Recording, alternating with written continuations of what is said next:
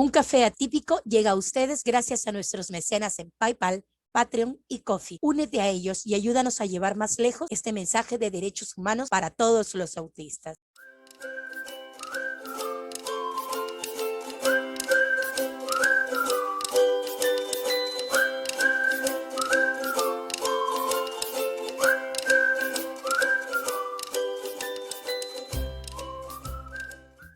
Hola, autistas y aliados, soy Bárbara Herrán y esto es Un Café Atípico, el programa de reflexiones neurodivergentes de mi cerebro atípico. Y el tema de hoy es comprendiendo el miedo, el estrés y la ansiedad en el autismo. Antes de tocar el tema, creo que es necesario comenzar definiendo qué es la salud. Básicamente, la salud puede representarse como un triángulo equilátero compuesto por un lado físico, un lado mental y un lado social. Cada uno de igual importancia, ya que todas las necesidades fundamentales del ser humano y de casi cualquier animal se pueden englobar en una de estas tres categorías. Los que viven manteniendo el balance de esos tres lados del triángulo gozan de lo que llamamos buena salud. Y cualquier cosa que afecte a uno de esos lados del triángulo puede afectar a los otros lados y eventualmente a todo el triángulo, es decir, a toda la persona. Ahora, ¿qué es el miedo? Para comprender mejor el miedo, necesitamos ver primero a los animales. El hombre, después de todo, es también un animal. Todos los animales enfrentan tensiones de varias clases como parte normal de sus vidas. El miedo es una emoción que se dispara cuando se presentan amenazas. Por ejemplo, la posibilidad de tener que ceder a otra especie el espacio donde vives, tener que defender tu refugio, la de proteger a las crías, incluso competir para conseguir una pareja. Naturalmente, esa tensión es mucho mayor cuando se trata de la posibilidad de perder la vida o la integridad física y mental. Para eso, la naturaleza ha provisto a cada animal con ciertas reacciones fisiológicas de protección. Y una de las más importantes de estas es el instinto del miedo. El miedo es un instinto y no he usado la palabra instinto a la ligera. La verdad es que desde el prejuicio social hemos malentendido y estigmatizado esta importante herramienta biológica. Ejemplo de ello es que cotidianamente estigmatizamos y maltratamos a las personas cuando sienten miedo. Los llamamos cobardes o inútil y les exigimos que dejen de sentirlo, como si eso fuera posible o como si fuera lógico para el bienestar humano. En el momento en el que el cuerpo de un animal percibe señales de que hay peligro, de inmediato y de forma involuntaria e instintiva, el instinto del miedo se activa para despertar cada reserva de energía que tiene su cuerpo, preparándolo para tomar una de 4 actitudes que le aseguren la supervivencia y o el bienestar. Esos son pelear, huir, paralizarse o someterse. En cualquiera de los 4 casos, está entrando en acción y utilizando sus reservas de energía para ponerse a salvo. Por ejemplo, si sientes dolor, tu cerebro enviará órdenes al cuerpo para que reaccione y lo detenga. Si una persona o una situación amenazan tu bienestar, tu cerebro enviará órdenes al cuerpo para que reacciones y contrarrestes esa amenaza, ya sea peleando, huyendo, tratando de pasar inadvertido o sometiéndote al dominio. En teoría, cuando el peligro ha pasado, el animal se tranquiliza y vuelve a la normalidad como si nada hubiera pasado y no quedan efectos posteriores dañinos. Ahora bien, el miedo no es consciente ni tenemos control sobre él. La clínica y la sociedad suelen dividir los miedos en racionales e irracionales. Y como toda valoración humana, dicotómica y reduccionista, eso es falso. Contrariamente a lo que los prejuicios sociales plantean, la ciencia ha descubierto que el miedo no es algo que haga la parte de nuestro cerebro que es consciente, la parte llamada corteza cerebral. La parte de nuestro cerebro que se encarga de procesar las emociones primarias, como el miedo, es el cerebro límbico, la parte animal e instintiva. El cerebro reptiliano también le dicen. Y lo hace en respuesta a la información que le envían los receptores sensoriales del cuerpo o los aprendizajes previos, a menudo generados por condicionamiento natural. El instinto protector, al que llamamos miedo, es una herencia de nuestros ancestros que todavía vive allí, listo para oprimir el botón de pánico, aún en el mundo moderno, porque es útil y necesario para la autopreservación. Este instinto primitivo todavía nos salva la vida a diario, impidiendo que nos pongamos en situaciones potencialmente peligrosas o reaccionando a los peligros que ya se han manifestado. En el momento en que un organismo percibe el peligro, el cerebro oprime el botón de pánico y como un relámpago, así, ¡papá!, se movilizan todas las reservas del organismo. La respiración se acelera y se hace más profunda, y por esta acción los pulmones aumentan su actividad para aportar más oxígeno a la sangre, para aumentar el tono muscular y la fuerza, llegando incluso al agarrotamiento de los mismos. El hígado, una de cuyas funciones es servir como depósito del azúcar, en ese momento libera todo ese azúcar en la sangre en grandes cantidades para darle energía extra a la musculatura. El cuerpo, a su vez, se enfría para tratar de controlar el calor de todo esto, y eso es lo que genera el sudor. Las glándulas suprarrenales también aumentan su producción de químicos y se usan para estimular al músculo cardíaco, el cual a su vez reacciona aumentando su velocidad de bombeo para enviar más sangre a los músculos. Algunas arterias se contraen, disminuyendo el suplemento de sangre hacia el aparato digestivo para desviarlo hacia los músculos, para que estos cuenten con más energía para pelear o huir. Y estas son solo algunas de las cosas que pasan en una fracción de segundo. Es un tiempo de respuesta lógico para responder a una amenaza. Un tiempo que es imposible dar de forma consciente. ¿Lo ven?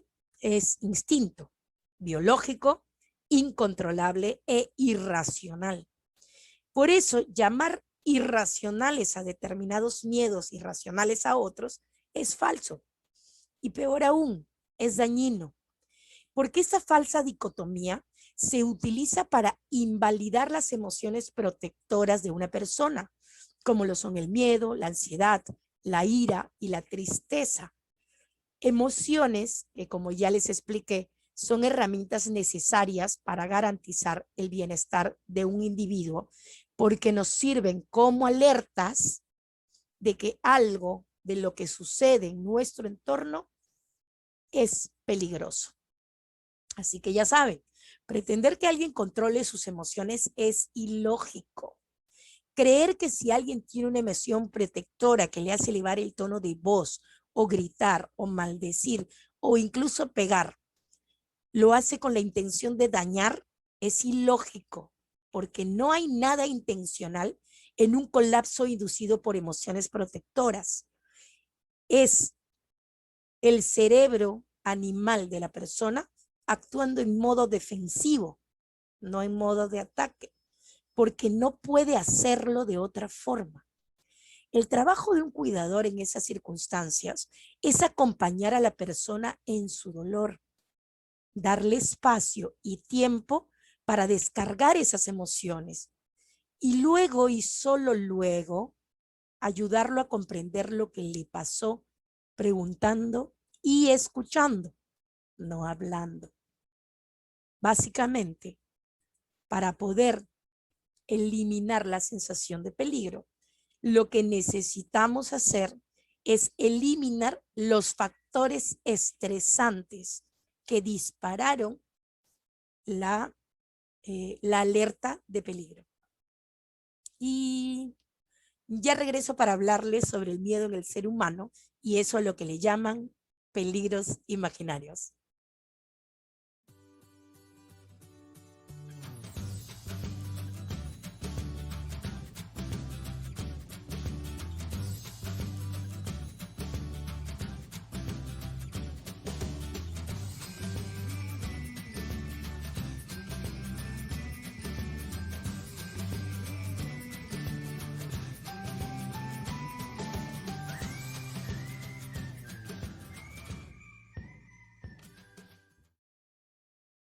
Hola otra vez, bienvenidos de vuelta a Un Café Atípico, tu programa de reflexiones neurodivergentes. Soy Bárbara Herrán y en este segmento los invito a reflexionar sobre el miedo en el ser humano y eso a lo que llaman peligros imaginarios. Ya les había dicho que el miedo es una respuesta biológica, instintiva e irracional a la percepción de peligro. También les expliqué que muchos profesionales, de forma prejuiciosa, desinformada, peligrosa y sesgada, plantean que hay miedos racionales y miedos irracionales y por qué eso es absurdo. Bueno, pues los profesionales mejor informados y más a la vanguardia actualmente ya se abstienen de sostener esta categorización dicotómica, reduccionista y contra toda evidencia científica sobre la emoción, sensación, instinto del miedo. Pero ahora la usan para con los conceptos de peligro y amenaza. Ok, el miedo no puede ser imaginario porque el miedo es. Entonces ya sé, el peligro es imaginario. Vamos. Como una persona autista con un diagnóstico de trastorno de ansiedad generalizado, no puedo contarle la cantidad de veces que he tenido que escuchar a los profesionales de la salud mental que me atendieron decirme que los peligros que percibo son imaginarios. Y sin importar mi edad ni mi nivel de madurez, nunca consiguieron convencerme de que tenían razón. Ellos nunca pudieron contraargumentar las razones que yo les daba para mis miedos y siempre terminaban enojándose conmigo porque no colaboras. Ese es un código social que la gente suele soltarme cuando sus argumentos no me convencen. Automáticamente asumen que la culpa es mía y no de que sus argumentos sean terribles porque no conocen mi realidad ni les importa conocerla. Y bueno, el tema es que incluso en internet, cuando buscas sobre miedo y ansiedad, puedes encontrar a profesionales soltando frases francamente ridículas como ese instinto era lógico en la época en la que un león nos podía matar y ya no tiene sentido en esta época. Vamos, es como si dijeras que un automóvil en manos de un imprudente fuera menos peligroso que un león.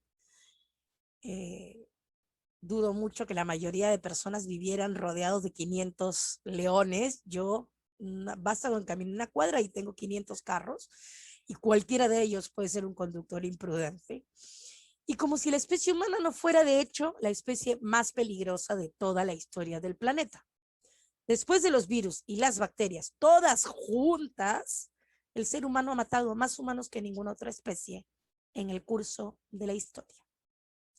Ahora, déjenme explicarle cómo veo el tema del miedo y el peligro en el ser humano.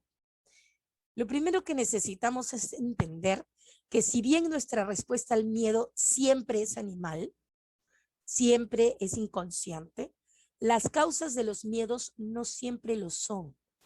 A diferencia de muchos otros animales, el hombre tiene algo más que instinto.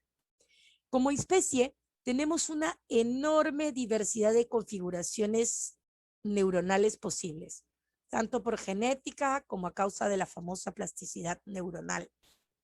2, el hombre tiene la capacidad de sacar conclusiones cognitivas de sus experiencias previas. 3, también tiene la capacidad de anticipar escenarios proyectándose hacia el futuro.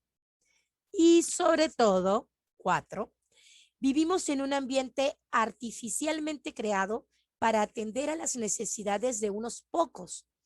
Un ambiente sumamente complejo y desigual que hace demandas y reprime experiencias, desencadenando tensiones y miedos verdaderamente innecesarios para el bienestar humano.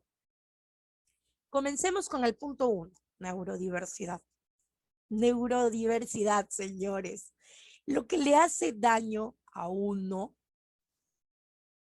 no se puede deducir de lo que le hace daño a otros que no comparten sus características neuronales.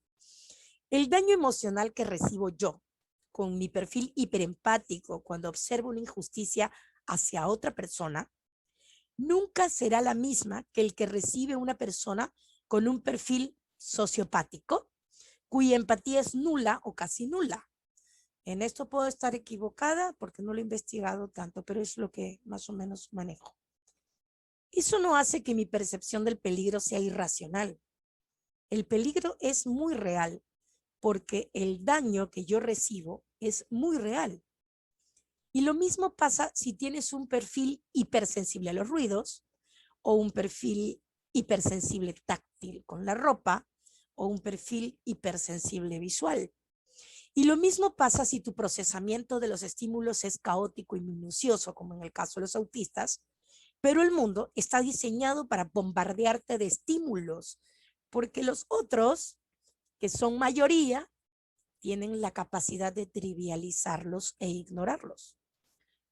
O si tu procesamiento del lenguaje es sustancialmente diferente al de otras personas y luego te dicen, estoy decepcionado de ti, pero resulta que tu forma natural de procesar el lenguaje es literal. A mí me dicen, estoy decepcionado de ti y no lo proceso de la misma manera en que lo procesa una persona neurotípica, que asume que es un concepto mucho más complejo, circunstancial, etcétera, etcétera, un montón de metalenguaje que está incluido dentro de esa palabra que yo no veo. En todos esos casos, el daño es real. Por lo tanto, la percepción de peligro y amenaza también es real. De esa manera, llamarlos imaginarios o irracionales es un mero juicio de valor que está preñado de sesgos. Cuando a mí la mera idea de ir a comprar ropa con otra persona me produce angustia, mi miedo no es irracional, está bastante justificado en mi procesamiento sensorial personal. Porque la gente cuando me acompaña se la pasa presionándome para que me pruebe cosas que yo sé que pueden hacerme un serio daño sensorial. Lo hacen porque quieren que tenga más variedad de ropa, pero lamentablemente la variedad de ropa que está diseñada para mi perfil sensorial táctil es muy poca. Tratan de ayudarme, pero lo que hacen es hacerme daño. Lo que daña a una persona o no puede ser determinado desde afuera. A lo más podemos hacer algunas suposiciones más o menos acertadas, dependiendo de nuestro grado de similitud con esa persona. Por esa razón, a las personas autistas nos viene bien leer, escuchar, compartir y compensar con otras personas autistas. Ahora vayamos al punto 2, las experiencias previas. Recuerdan que antes les dije que cuando el peligro ha pasado, el animal se tranquiliza y vuelve a la normalidad como si nada hubiera pasado y no quedan efectos posteriores dañinos. Bueno, eso no aplica para el ser humano. Bueno, para ser honesta, tampoco aplica a una gran cantidad de animales. La mayoría de los animales, como mínimo por un tema de condicionamiento, siempre se alejan de estímulos que les recuerdan peligros que experimentaron previamente, y eso incluye al hombre. El hombre, además, saca conclusiones cognitivas de sus experiencias previas y las convierte en información. Y esa información se suma al conjunto de estímulos que constituyen su percepción del miedo. Y oh, sorpresa, no solamente aprendemos de nuestra propia experiencia, también aprendemos de las experiencias pasadas de otros seres humanos. ¿No es genial el ser humano? Pocos animales hacen eso. Los peligros del tipo, los niños vacunados se vuelven autistas, los aviones se estrellan, en esta calle seguro me asaltan. Si mi hijo sale de casa solo le va a pasar algo malo. Si voy a esa reunión voy a terminar mal, etcétera, etcétera, etcétera. No son peligros, amenazas que podamos llamar imaginarias o irracionales. En la mente de esa persona, esos peligros y amenazas son peligros potenciales.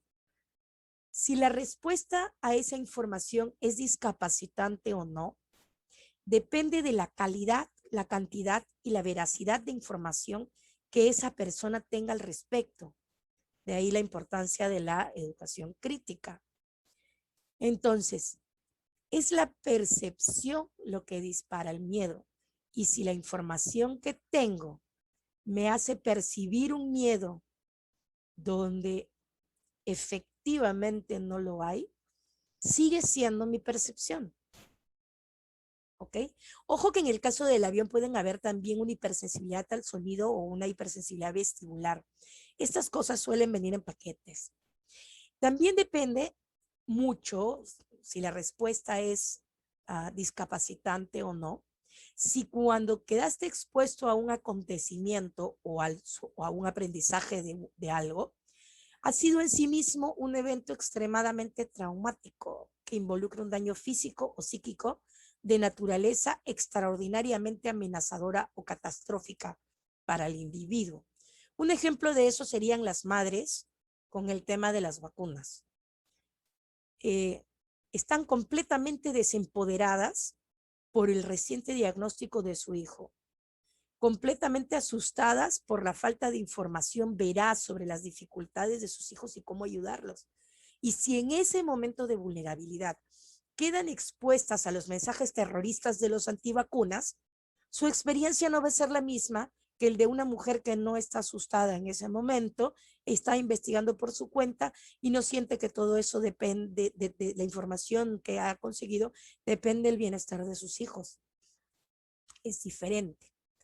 Después de todo, emocionalmente hablando, no es lo mismo ver en las noticias los cuerpos ensangrentados de la víctima de un avión caído cuando tienes 5 años que cuando tienes 30.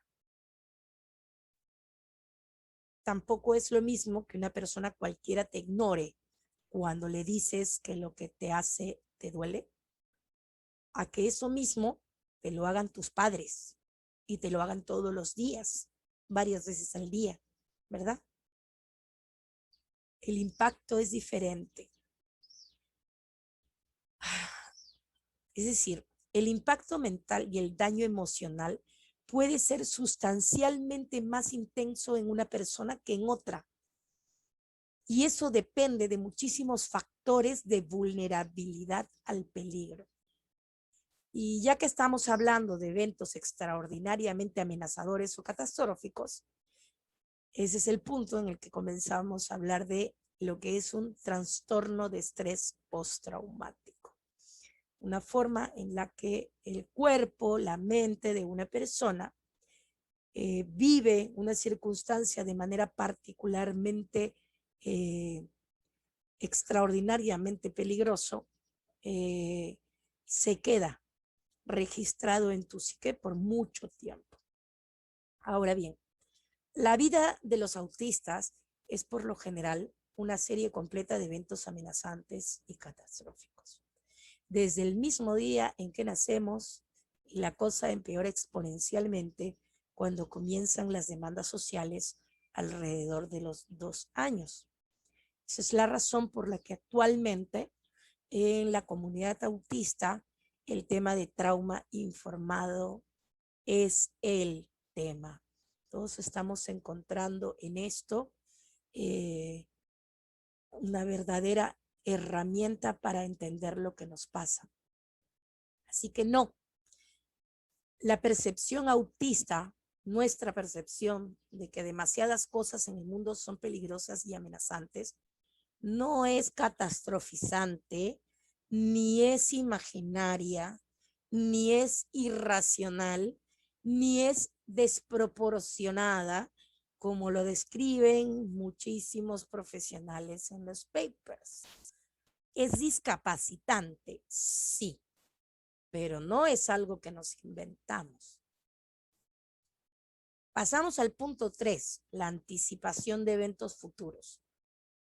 A los psicólogos y pseudopsicólogos de 3 por $1 les encanta usar el término resiliencia y les gusta soltar pachotadas como tienes que ser más resiliente y voilà.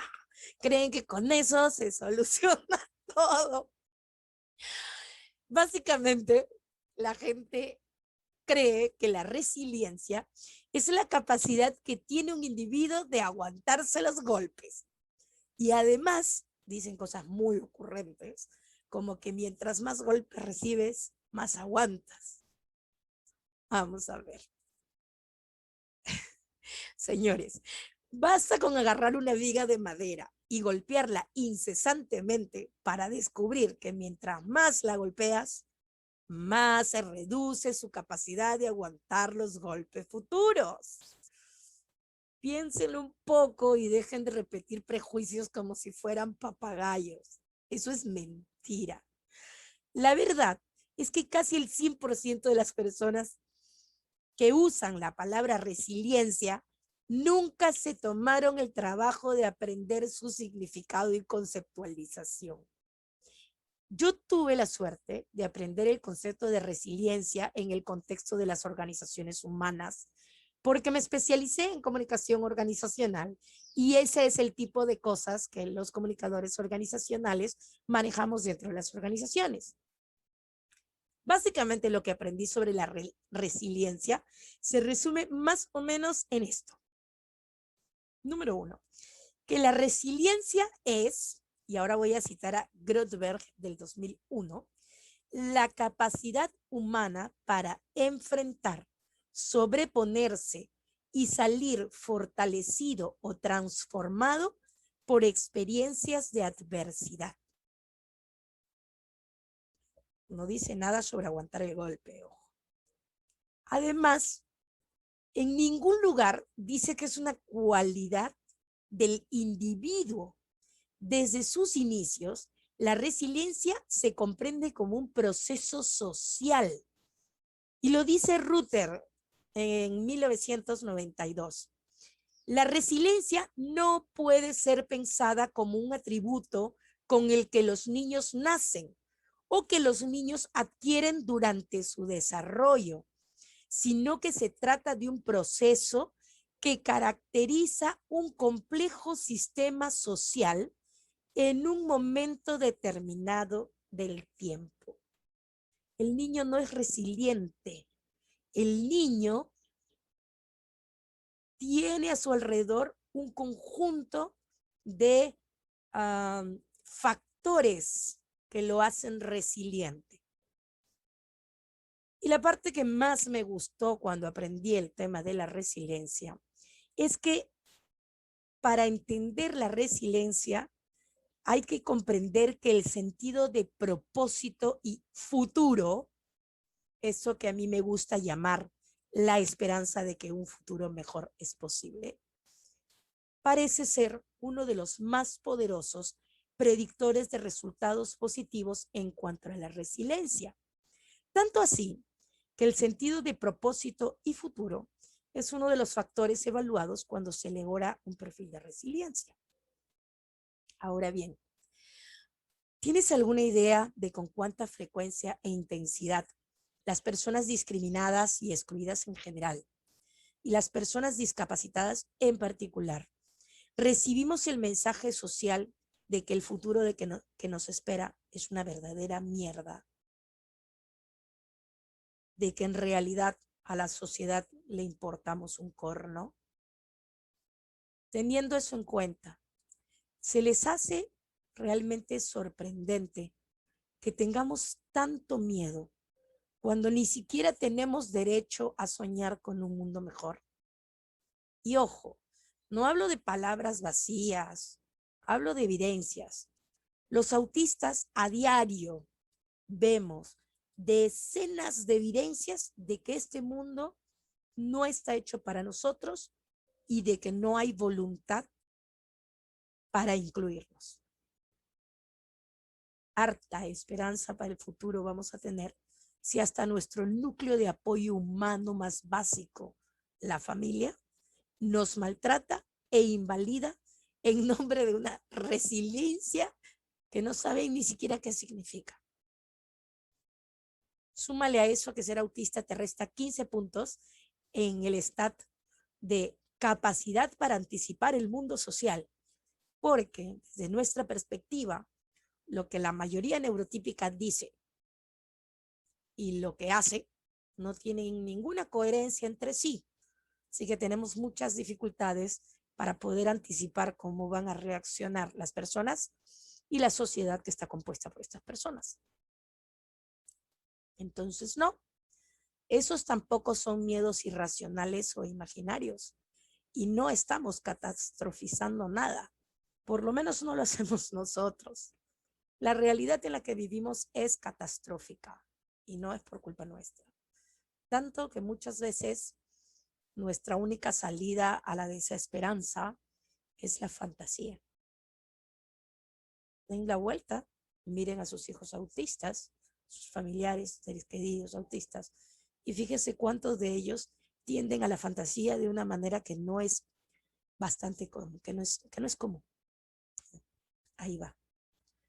Pasamos al punto 4, las amenazas del ambiente. Este es un tema mucho más complejo, así que déjame ponerlo a modo de ejemplo. Imagínate a un estudiante bien preparado luego de entregar su examen. Listo, terminé el examen, pero ¿y si lo hice mal? ¿Y si el maestro malinterpreta lo que escribí? ¿Y si no apruebo? Adiós universidad, no triunfaré en la vida, voy a ser un fracasado, ni siquiera podré mudarme de la casa de mis padres, decepcionaré a mis padres, etcétera, etcétera, etcétera, etcétera. Como sociedad y desde la clínica le llaman a esto peligros imaginarios. Son ejemplos que puedes encontrar en cualquier página web. Pero la verdad es que de imaginario no tiene nada.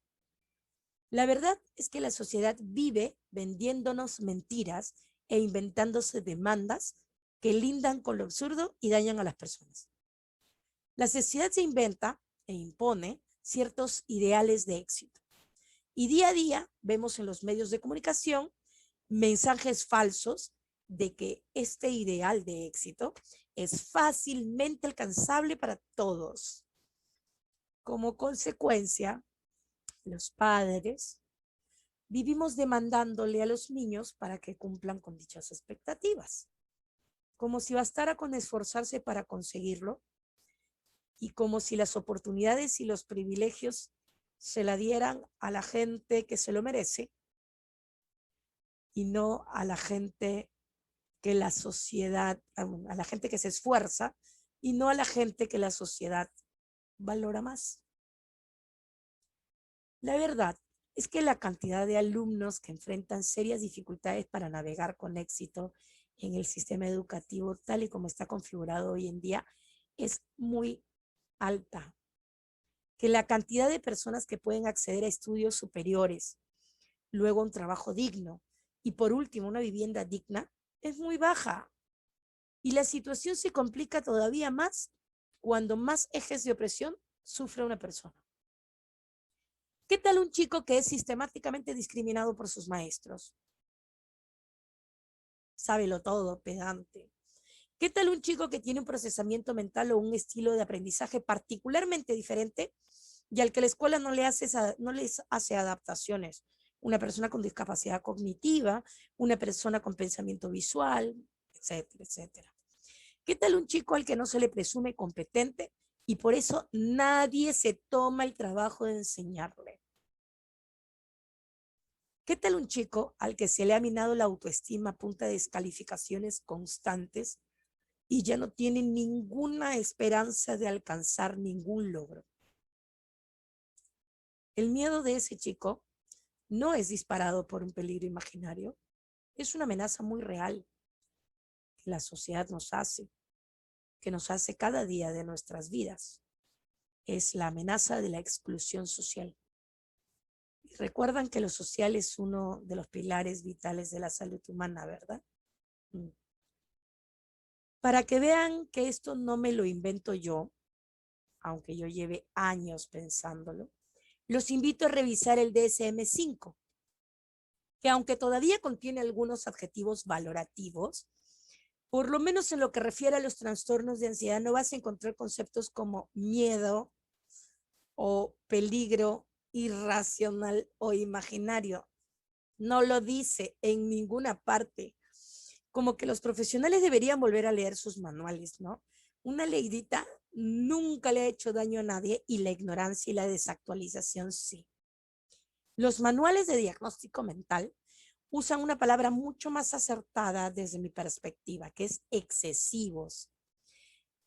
Esa palabrita sería perfecta para mí si con ello implicaran que es excesivo para lo que mi cuerpo puede tolerar.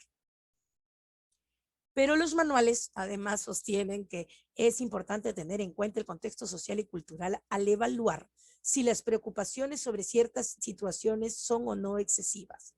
Otra vez, todavía definen el valor de nuestras emociones desde la comparación con las emociones de otros neurotípicos, sin opresiones, que se consideran más válidos que nosotros y nuestras experiencias.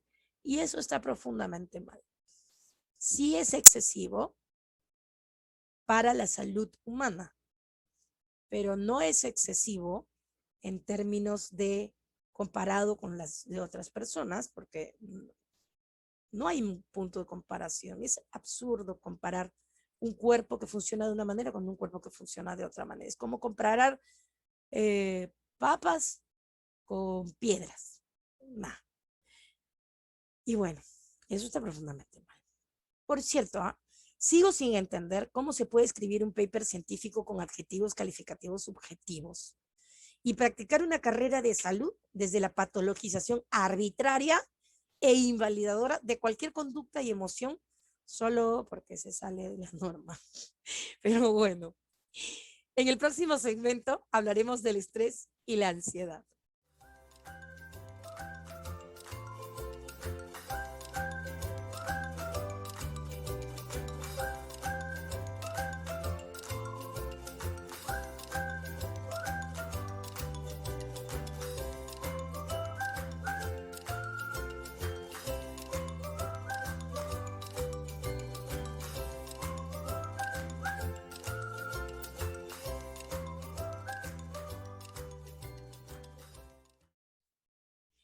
Hola otra vez, bienvenidos de vuelta a Un Café Atípico, tu programa de reflexiones neurodivergentes.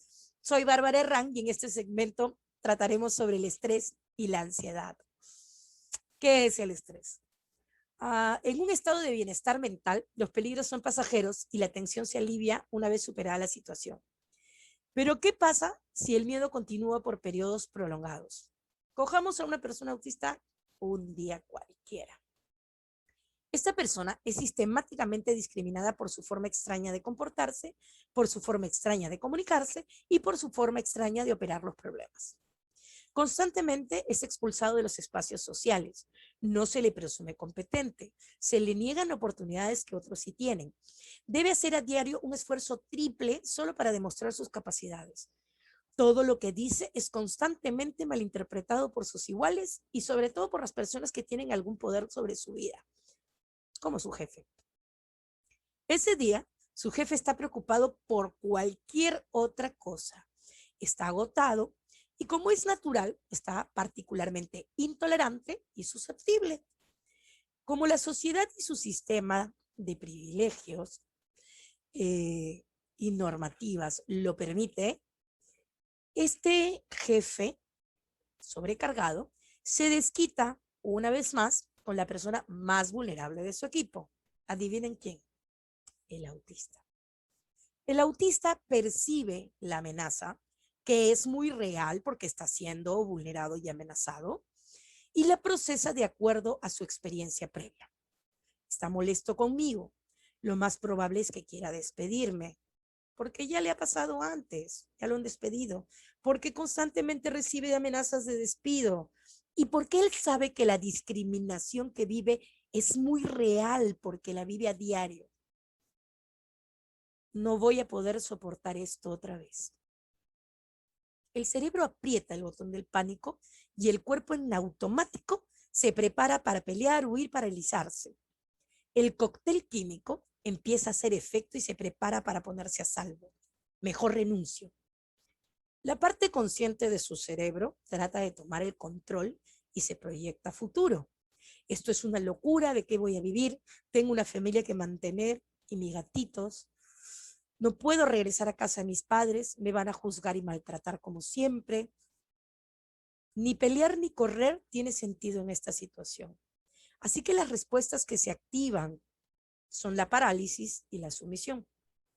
Y el autista se traga su dignidad y su indignación junto con todos los preparados bioquímicos que no utilizó, pero que su cuerpo fabricó de manera automática.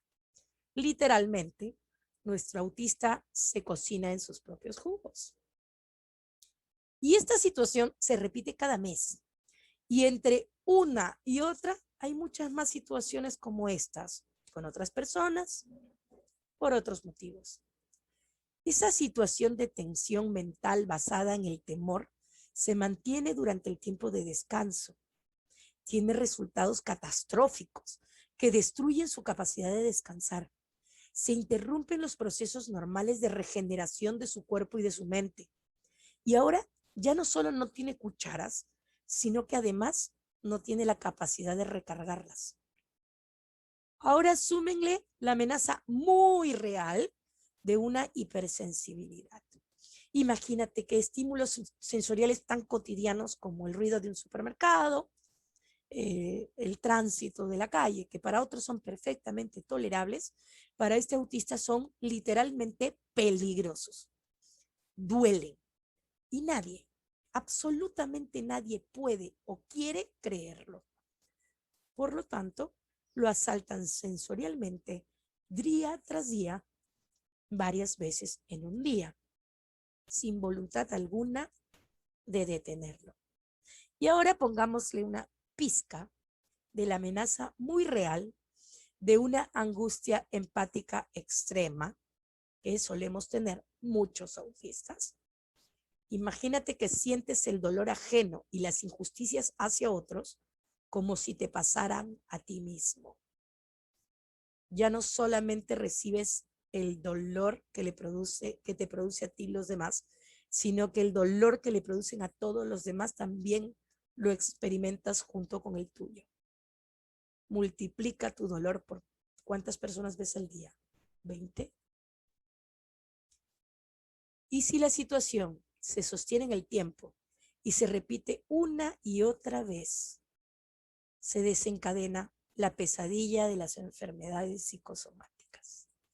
Las arterias del estómago permanecen contraídas permanentemente a causa del permanente estado de alarma. La capa superior de la pared del estómago carece de oxígeno. Las células se desintegran, dejando la segunda capa sin protección. El ácido contenido en el estómago se abre paso a fuego y el resultado es una úlcera péptica. El hígado, espoleado por el peligro continuo, mantiene su aporte de más y más azúcar hacia el torrente sanguíneo.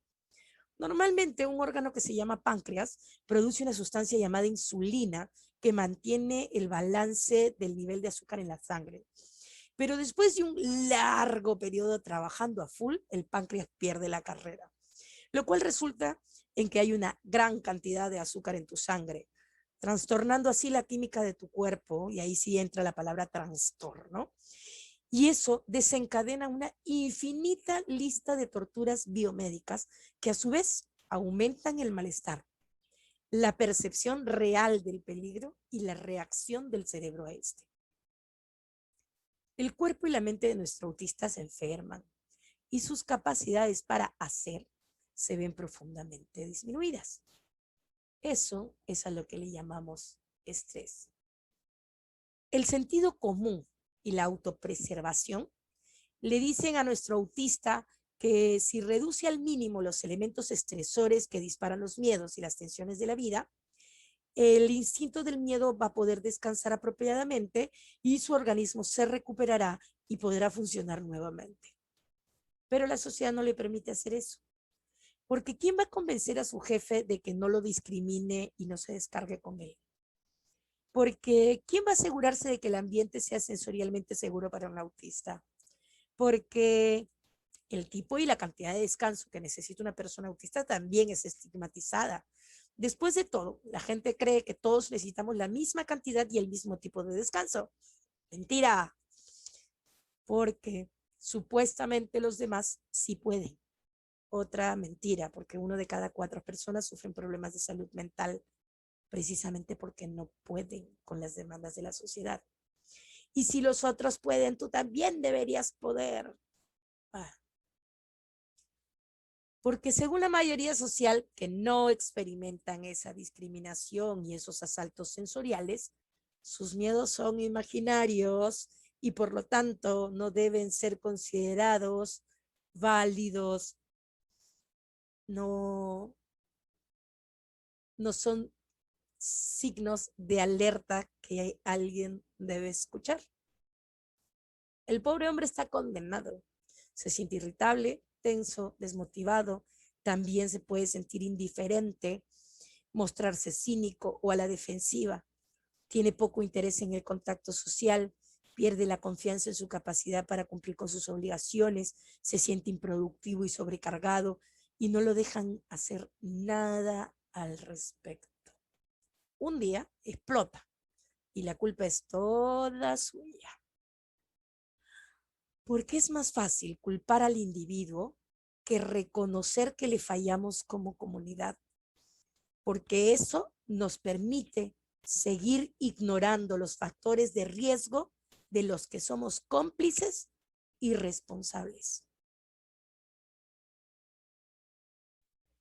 Y bueno, le llegó el turno a la ansiedad. Sobre ella voy a decir poco porque casi todo lo que puede decirse sobre ella se deduce de todo lo que les he dicho antes. Comencemos por lo primero. No es lo mismo sentirte ansioso un día que tener un trastorno de ansiedad. ¿Ok? Lo primero es una emoción primaria y protectora, una respuesta anticipatoria a una amenaza futura, así como el miedo es la respuesta a las amenazas actuales. La ansiedad es perfectamente saludable y natural, y todos la sienten en algún momento de sus vidas. Lo segundo, el trastorno de ansiedad, es sentir eso mismo más veces que el tiempo que pasas sin sentirlo, durante por lo menos 6 meses, de forma que te causa un malestar clínicamente significativo, deterioro en lo social, laboral o en otras áreas importantes del funcionamiento. O sea, lo sientes tan fuerte y tan seguido que pasas más tiempo ansioso que sin estar ansioso y por lo tanto te discapacita.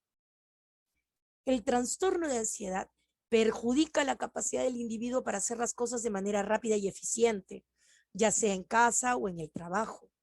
La preocupación consume tiempo y energía, y los síntomas asociados, como la tensión muscular, la sensación de excitación o de nerviosismo, el cansancio, la dificultad para concentrarse y los trastornos del sueño, contribuyen aún más al deterioro. En casos como el mío, la tensión muscular se termina convirtiendo en una fibromialgia, una, una enfermedad de dolor intenso y sostenido que no se detiene nunca. El trastorno de ansiedad se presenta con 3 o más de estos síntomas en adultos y por lo menos uno de ellos en los niños. Inquietud o sensación de estar atrapado o con los nervios de punta. Facilidad para agotarte o fatigarte. Dificultad para concentrarse o quedarse con la mente en blanco. Irritabilidad. Tensión muscular. Problemas de sueño. Dificultad para dormirte, para continuar durmiendo, sueño inquieto o sueños insatisfactorios, etc. Y ojo, nada de esto se los estoy diciendo yo. Eso es parte de los criterios de diagnóstico de la American Psychiatric Association, la organización que edita el DSM-5, el Manual de Diagnóstico Mental. Así que no, no, no y no. Lo que tú sientes si no sufres de un cuadro de ansiedad no es comparable con lo que siente una persona que tiene un cuadro de ansiedad diagnosticado, y no es un tema de pensar positivo, ser cobarde o falta de voluntad. Estamos hablando de un cuerpo y una mente que ya se encuentran en una situación de deterioro, que tiene muchas, pero muchas dificultades para apagar las sensaciones porque están siendo constantemente apretado el botón de pánico. ya para cerrar, porque esto ha sido bastante largo, quiero decirles algo. Me he pasado más de 20 años de mi vida en visitas a psiquiatras y psicólogos a los que les pagaba para que me aseguraran que mis miedos eran irracionales, para que me hicieran luz de gas. He pasado 20 años, si no es que más, estudiando de forma autodidacta los papers, los libros y las teorías de los expertos. Nunca nadie le dio respuestas a mis problemas y mis dificultades. Y hasta hace poco me sentía condenada a una vida de dolor, miedo y sufrimiento eterno. Hasta que descubrí a la comunidad autista. Estos 3 últimos años he descubierto que la práctica clínica está llena de sesgos y prejuicios, que las dinámicas sociales de desigualdad y patologización de las divergencias los incapacitaba para escucharme activamente y por lo tanto los incapacitaba para ayudarme. He descubierto que mi percepción, esa que me decía que los peligros a los que nos enfrentamos los autistas no son ni imaginarios ni irracionales, era correcta. Y que la razón por la que ninguno de los especialistas que me atendió pudo ayudarme nunca era porque ellos estaban buscando las causas de mi sufrimiento psíquico en el lugar equivocado, dentro de mí. Porque eran incapaces de comprender y aceptar que el estrés y el miedo siempre son detonados por factores estresantes y que no importa qué tan positiva sea tu mente ni cuántas veces te repitas frases positivas, si no detenemos los factores estresantes, el miedo y el estrés no se pueden detener. He aprendido que necesito validar mis emociones y mis percepciones para poder entenderlas, que necesito eliminar los elementos estresantes y para eso sirven los ajustes razonables, que necesito darme permiso de incorporar un sentido y un propósito para mi vida y mi futuro que sea válido para mí, que debo respetar mis necesidades de descanso y entretenimiento. Y por fin he conseguido dar varios pasos hacia mi bienestar mental, algo que 20 años de consultas y medicamentos no hicieron. Cuando me ponga la segunda dosis de vacunas, iré a buscar a un profesional que sí haya leído los manuales y antes de ir le voy a pasar este video. Y cuando lo tenga, y cuando yo tenga la certeza de que entendió que esto que me pasa no son invenciones mías, volveré a terapiar.